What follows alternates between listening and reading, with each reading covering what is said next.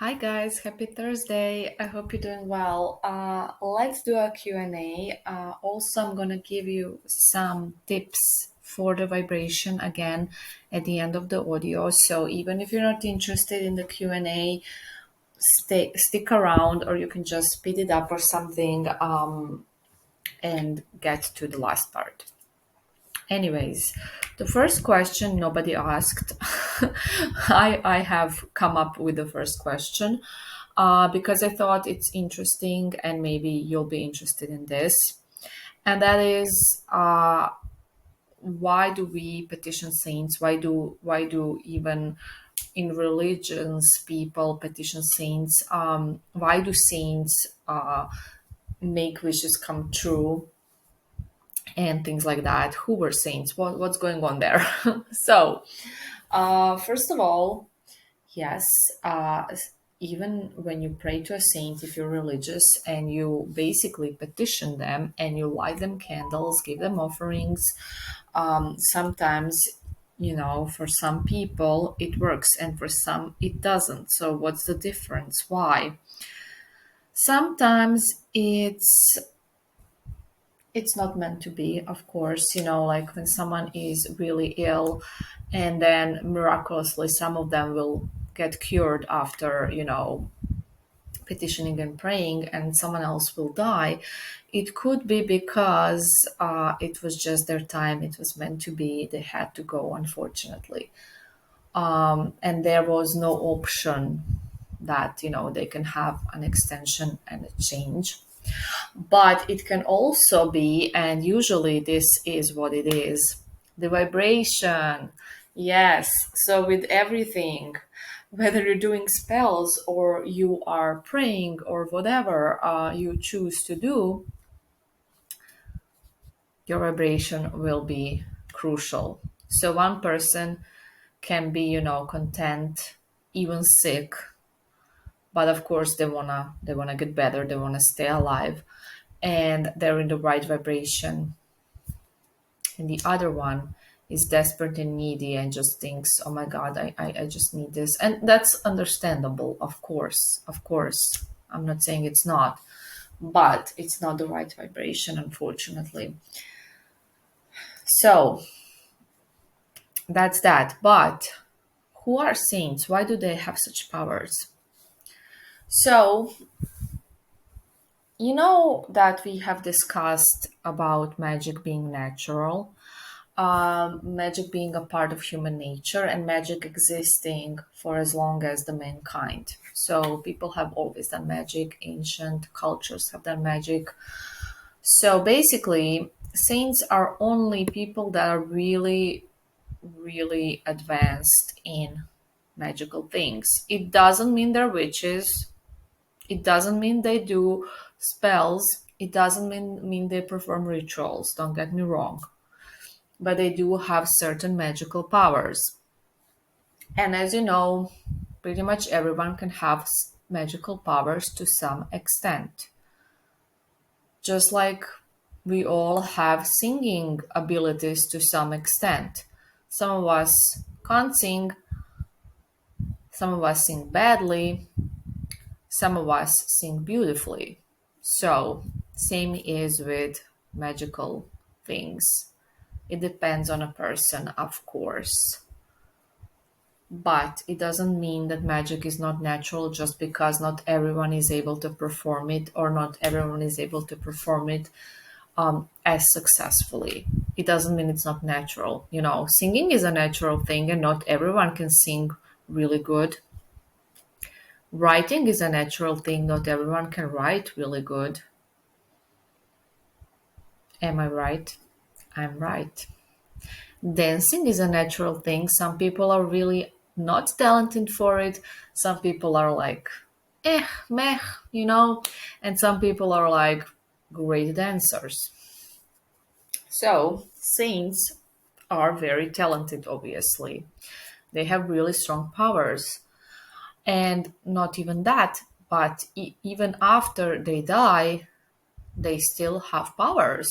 You can still, petition them. You can still pray to them and they will still listen. So, do you need to be religious for this? You do not.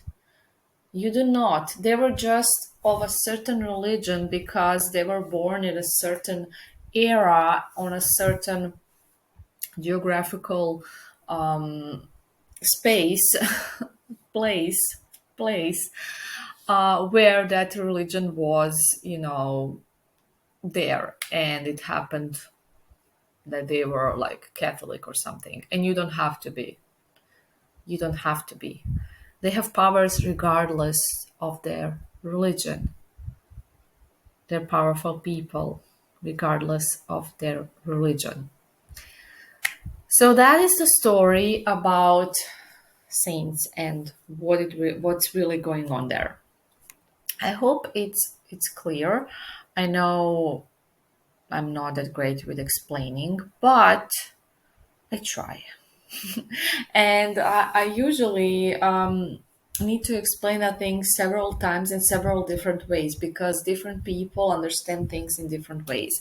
And we basically learn with repeating. Repetition is mother of knowledge. That's like a Latin adverb, Latin, I don't know what's the name, but you know what I mean. And it's true. Okay, so let's get into some questions you guys have asked. So I don't just talk about my own questions. Um, so one client has told me that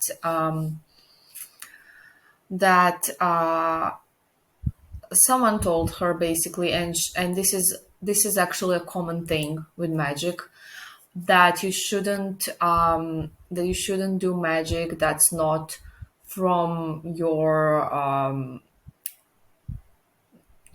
heritage, your ancestry and things like that, and that you also shouldn't get readings from people who are not of the same nationality and same race and things like that. So this is something that you can see quite often. The first thing, at least, that if you are not, I don't know, Hispanic, you can't do any Hispanic rituals. If you are not from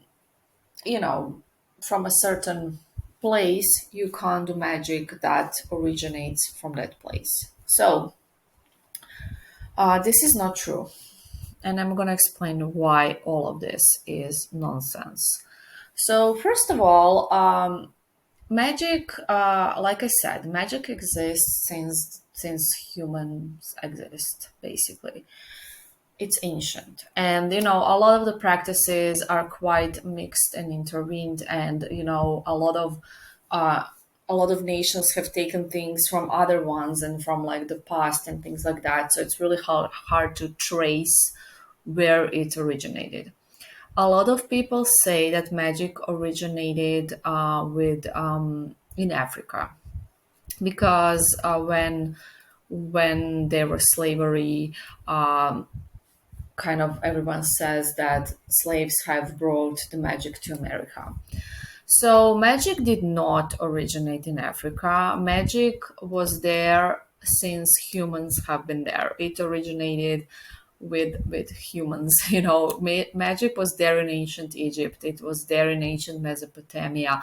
So it did not originate with slaves in Africa at all. So that is a false information that I see a lot. It's not true.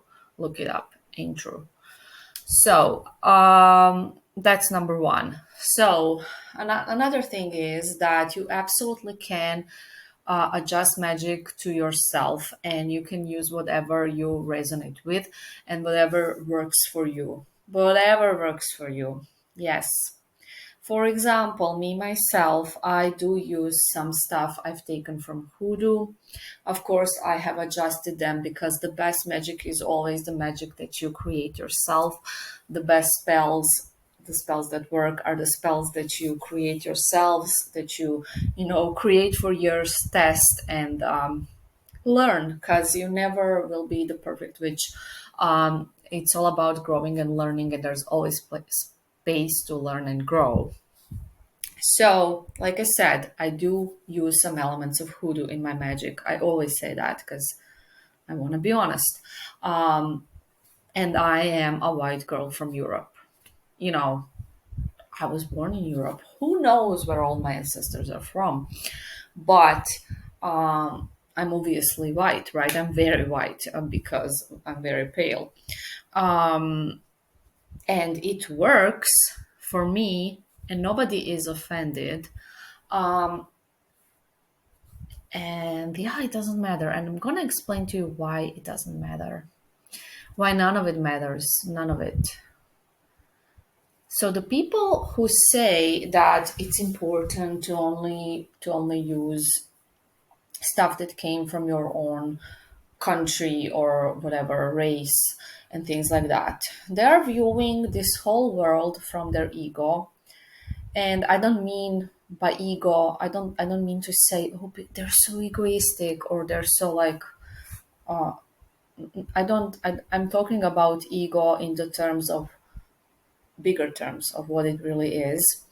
So they're kind of viewing it basically from this human existence. So they are identifying themselves with the place they were born, with their race, with their religion. They think this is who they are. So that's normal when you're a human being, obviously. And I'm not saying that you should not be proud of your heritage, of your race, of your nationality. Go for it. Absolutely. It's nice. It's beautiful. I'm not saying that. But I'm saying that if they were like really into spirituality, as they claim, and they kind of, try to forbid people to do things and stuff. I mean, forbid, not forbid, but they're like looking at it as, oh, you shouldn't be doing that because you are not Hispanic or you're not whatever. So, if they were truly spiritual in the right way, not the right way, there's no right or wrong way, but I mean, if they truly understood, because a lot of people that do magic don't really understand how it works. They don't understand universe basically. And if they did, they would know who we really are. So you're not Mary from, I don't know, Alabama, who is, I don't know, Asian. That's not who you are. That is your vessel. Your vessel is Mary from Alabama, Asian. That's your vessel. And that's your vessel at the moment. You can believe in reincarnation or not. It doesn't matter. You are in a vessel either way. So your vessel is Mary from Alabama. And yes, you should be proud of Mary. You should be proud of Alabama. You should be proud of being Asian. That's great. Asians are amazing. But who you really are is not Mary from Alabama. Who you really are is an infinite, limitless soul who has no gender, who has no race, who has no religion, and who has no special country they're from, because they're from the universe, or whatever you want to call it, the source. So we all come from the same place, and we are all the same. We are all souls. We do not have colors. We do not have religions. We do not have hair and eyes and stuff like that. We are all the same. And we should look at things, if everyone would look at things like that, there would be no racism, no wars. That would be great. That would be the perfect world. But of course, as humans in this experience, we are viewing things from our ego. So we are identifying with our, nationality, with everything that defines us in this world. So that is why you can practice whatever you want, because we are all the same. We are all the same. Yes. Mary from Alabama is the same as, I don't know, Susan from France. I don't know. We are all the same. We all came from the same place, and we have no colors. Our vehicles, they do have colors, and that is nice. That is nice. We have different vehicles, so we don't all look the same, and that's pretty cool. I think they're all beautiful vehicles. They all have beautiful colors. So just I wish people would start looking things like they really truly are, because this is what they really truly are, and that's something that I think would be really helpful to the world. There would be way less fighting and all of that stuff. No need for that. Okay, so I hope that's explained well. And now let's get to the vibrational stuff. So I'm going to repeat some things, but I think it's really important because a lot of people still don't realize it. What I have noticed is that people will often think they are in high vibration, or they have gotten in high vibration when they truly haven't. And then later, when it actually happens, they're going to realize, oh, I was not in the high vibration when I thought I was, and now I know I am. So, what's that about? So when you start feeling better about yourself and like working on yourself, it doesn't automatically put you in the high vibration. It puts you in a higher vibration, but you're still not there because you most likely still haven't let go of, whatever it is that's been bothering you. And yes, you can feel better about yourself and do more things for yourself, but then if you're still clinging to a person or to a thing, to a feeling, whatever, you're still not in a high vibration. And you're just gonna recognize the shift. So I've heard this from multiple clients. You just recognize the shift because you will start feeling, and you're gonna ask me and you're gonna be worried. I just feel different. I just feel different towards my target. It's like I still love them, but I don't know.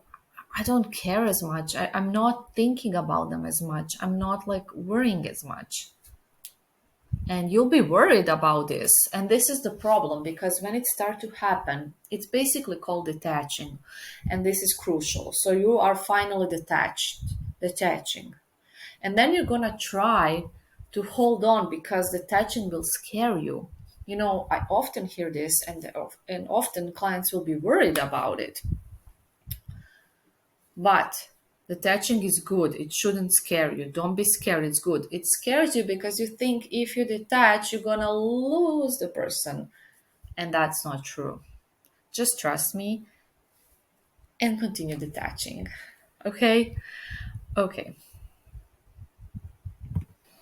So my next tip is going to be for everyone um, who is waiting for their person, who is waiting for their spell to manifest. And by waiting, I mean they're like just looking at everything. They're just waiting and noticing everything. We talked about this already, but I'm gonna repeat myself again. When you wait and when you observe, nothing can happen. And I've given us several examples, and there are more because I have remembered some more examples to give you. So let's say your dog needs to you need to give a urine sample from your dog, and you need to collect the urine sample. And when you don't need to do this, your dog will pee all the time, and you thought it was going to be easy, but now you're waiting and waiting and waiting, and your dog just isn't peeing. And the minute you stop observing the dog, it pees and you don't collect the sample. Why? Because when you observe, nothing can happen. You're in the energy of waiting. Energy of waiting only attracts more waiting. And the minute you let it go, it happens. The minute you stop observing, the minute you go into the next room or something, your dog pees your couch, for example. That's how it works. Also, your dog is feeling your energy. It knows that you desperately want that sample. And that's why it's not giving it to you. Because, it's repulsed by your waiting, by your desperate energy of, I need it, by your neediness. And in the same way, people feel your energies as well. So we're going to another theme now. So the first theme is waiting. Waiting doesn't work. Observing doesn't work. When you wait and observe, it just seems like nothing's happening, right? Because it isn't, because it can't happen when you observe. You have to focus on something else. You have to forget about it. I don't mean literally, but for a few moments at least. You have to let it go basically for it to be able to happen. While you wait and while you observe, nothing's gonna change. When you observe and look at something, whatever it is, let's take another example, a plant. You bought yourself a plant and you can't wait for it to grow.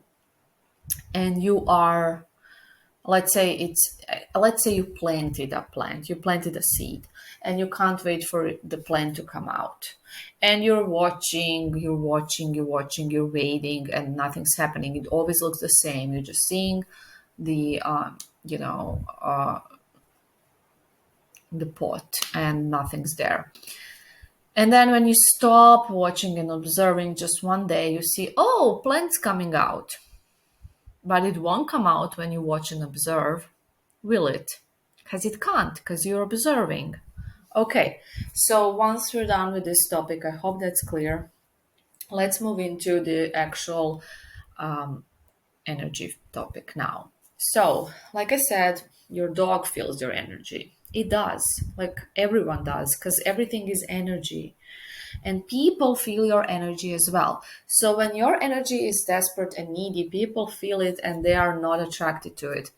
So, I'm gonna give again a couple of examples. Do you know how when you are single and you really want to meet someone, you really want to get into a relationship, it just doesn't seem to happen.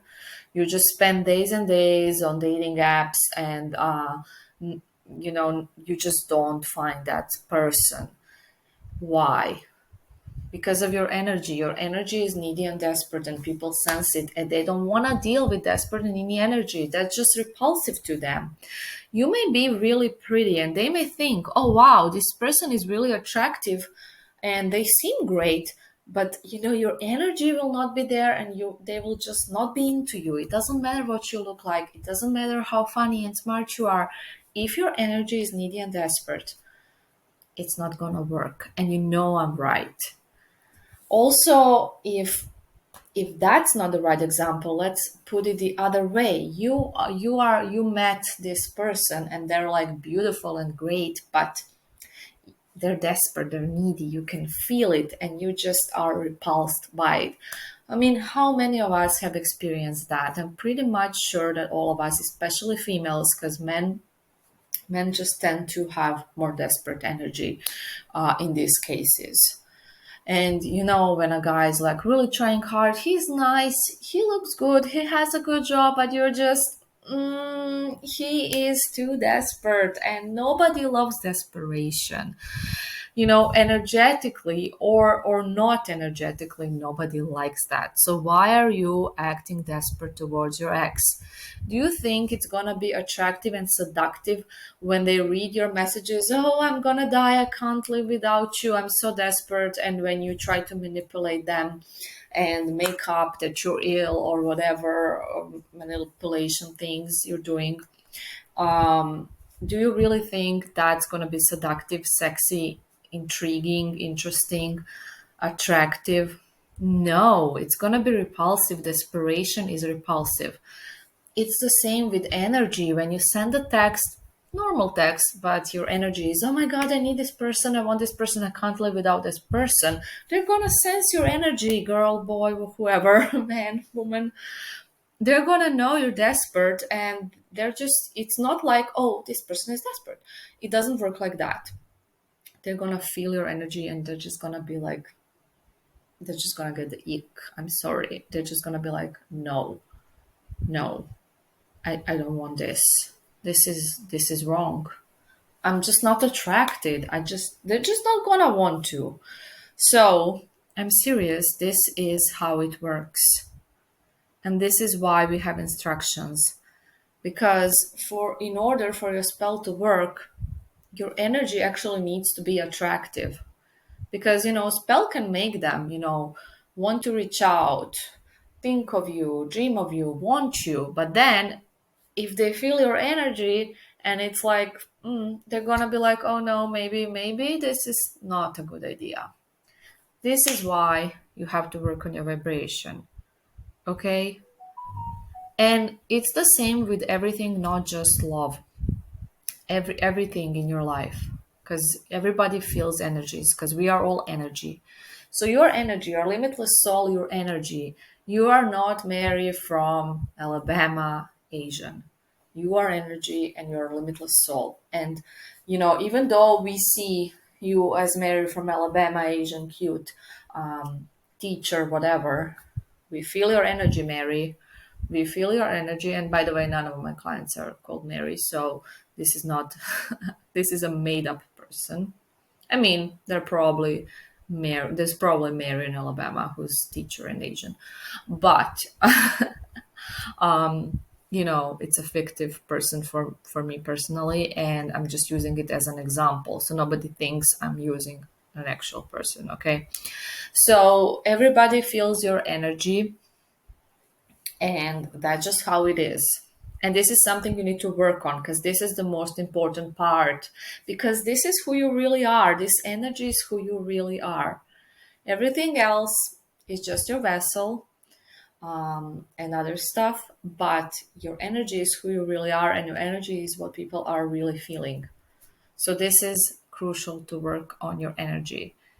And now I don't remember if I wanted to give more examples,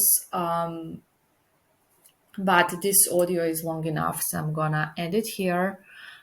If you have any more questions, you can ask. I hope everything is clear now. Bye.